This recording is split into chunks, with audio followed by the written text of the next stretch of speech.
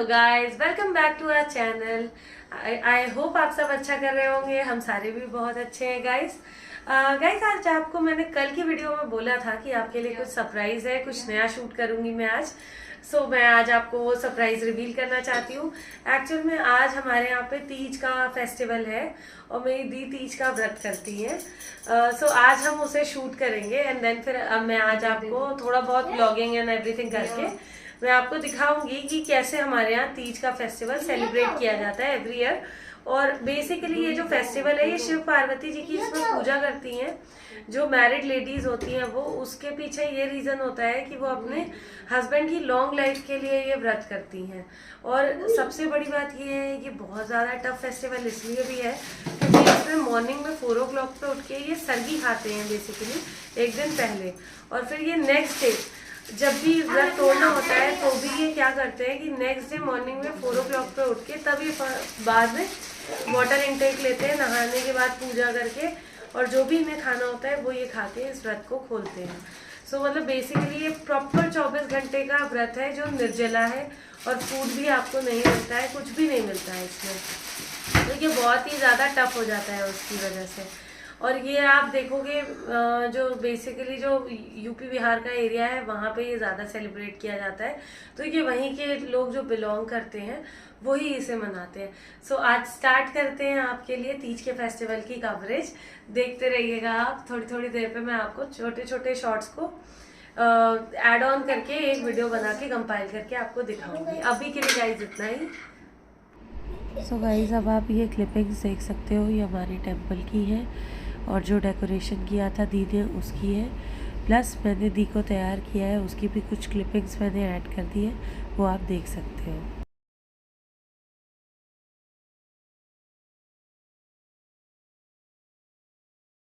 Hello guys, ये दी को आज मैंने तैयार किया है और आप देख सकते हो अभी इनका फुल लुक ये एक बार रोटेट होंगी। इनको आज मैंने ही साड़ी ड्रेप की है। गाइस मुझे बिल्कुल भी मेकअप हैवी मेकअप नहीं पसंद है, दैट्स वाई मैंने बहुत ही लाइट मेकअप कराया है। और थोड़ा सा आज मेरी तबीयत भी ठीक नहीं है तो प्लीज जो थोड़ा डल फेस आ रहा है ना उसको इग्नोर कीजिएगा। एक बार रोटेट हो जाएंगी अभी ये, आप देखो। हाँ जी, ये इनका फुल साड़ी लुक है और ये कंफर्टेबल रहे इसलिए मैंने इनको पिन अप कर दिया है प्रॉपर, ये आप देख सकते हो। हेलो गाइस, तो मैंने आपको बोला था मैं दोबारा आपको सेकेंड पार्ट में दिखाऊंगी वीडियो के कि हमने किस तरीके से पूजा की है।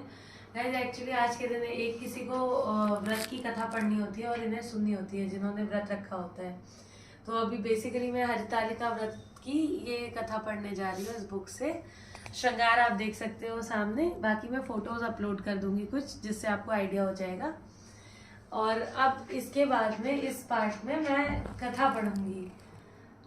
आप कथा सुनना चाहते हो जितनी देर की आप सुन सकते हो, उसके बाद में मैं ऑफ कर दूंगी ये video. Thank you guys. Hartalika Teej, तीजों का व्रत कब और क्यों? हरितालिका तीज का यह प्रसिद्ध व्रत भादो मास के शुक्ल पक्ष में तृतीया को किया जाता है। हरितालिका व्रत का विधान: व्रत करने वाला व्यक्ति सूर्योदय के पहले उठे और भगवान शंकर जी का स्मरण करे, फिर नित्य कर्मों से निवृत्त होकर शिवालय में जाए जहाँ पूजन करना हो और कथा पढ़नी अथवा सुननी हो। यदि हो सके तो शिव मंदिर में शिव पार्वती पूजन के लिए केले के बंधनवार इत्यादि अनेक पुष्प मालाओं से सुसज्जित एक सुंदर मंडप तैयार कर ले। सुहाग चाहने वाली स्त्रियों को शंकर पार्वती की बालू रेत की प्रतिमा बनाकर उसे इस मंडप में स्थापित कर पूजा करनी चाहिए। पूजा में शिव पार्वती से संबंधित कोई भी श्लोक अथवा शिव चालीसा का पाठ कर सकते हैं। तत्पश्चात एकाग्र चित्त से नीचे लिखी कथा पढ़ें। हरितालिका तीज, तीजों की कथा। जिसके दुखों का नाश हो जाता है। तुमने पहले हिमालय पर्वत पर इस महान व्रत को किया था जो मैं तुम्हें सुनाता हूँ। पार्वती जी बोली, हे प्रभु, इस व्रत को मैंने किस लिए किया था यह मुझे सुनने की इच्छा है, सो कृपा करके कहिए।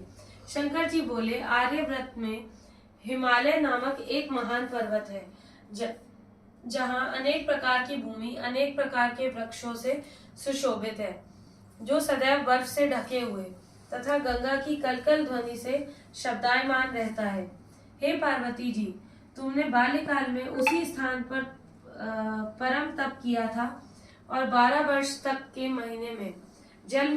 इस अवसर पर देवयोग से ब्रह्मा जी के पुत्र नारद जी वहां आए। देवर्षि नारद ने तुम शैलपुत्री को देखा। तुम्हारे पिता हिमालय ने देवर्षि को अर्घ्य पाद आसन देकर सम्मान सहित बिठाया और कहा, हे मुनीश्वर, आपने यहाँ तक आने का कष्ट कैसे किया? कहिए क्या आज्ञा है? नारद जी बोले, हे गिरिराज, मैं विष्णु भगवान का भेजा हुआ यहाँ आया हूँ। तुम मेरी बात सुनो। आप अपनी कन्या को उत्तम वर को दान करें। ब्रह्मा, इंद्र, शिव आदि देवताओं में विष्णु भगवान के समान कोई भी उत्तम नहीं है। इसलिए मेरे मत से आप अपनी कन्या का दान भगवान विष्णु को ही दें। हिमालय बोले, यदि भगवान वासुदेव स्वयं ही कन्या को ग्रहण करना चाहते हो हैं और इस कार्य के लिए ही आपका आगमन हुआ है, तो वह मेरे लिए गौरव की बात है। मैं अवश्य उन्हें ही दूंगा। हिमालय का यह आश्वासन सुनते ही देवर्षि नारद जी आकाश में अंतर्ध्यान हो गए।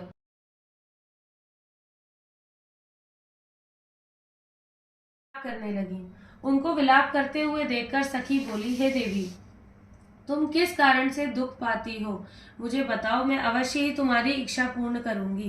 पार्वती जी बोली, हे सखी सुन, मेरी जो मन की अभिलाषा है सुनाती हूँ। मैं श्री महादेव जी को वरण करना चाहती हूँ।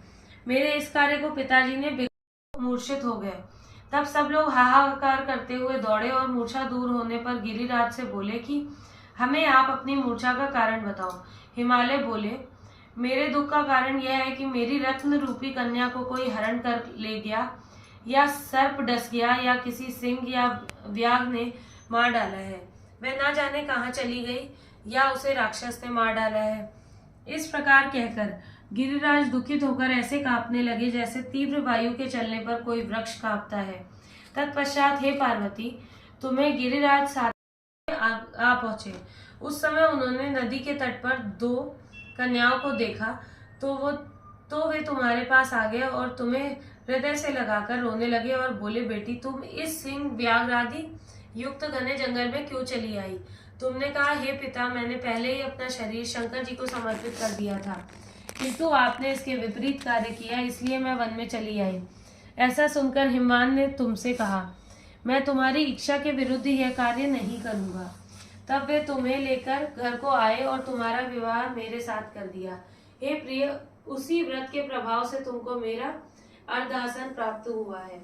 इस व्रतराज को मैंने भी अभी तक किसी के सम्मुख वर्णन नहीं किया है। हे देवी, अब मैं तुम्हें यह बताता हूँ कि इस व्रत का यह नाम क्यों पड़ा। तुमको सखी हरण करके ले गई थी, इसलिए हरितालिका नाम पड़ा। पार्वती जी बोली, हे स्वामी, ओम जय शिव ओंकारा, हर शिव ओंकारा, ब्रह्मा विष्णु सदा शिव अर्धांगी तारा।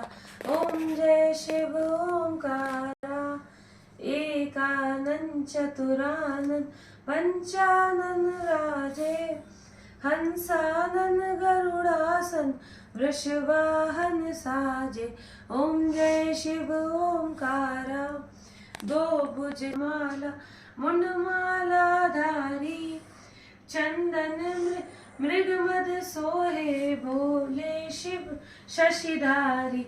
ओम जय शिव ओंकारा, श्वेतांबर पीतांबर बागांबर अंगे, संकादिक ब्रह्मादिक भूतादिक संगे।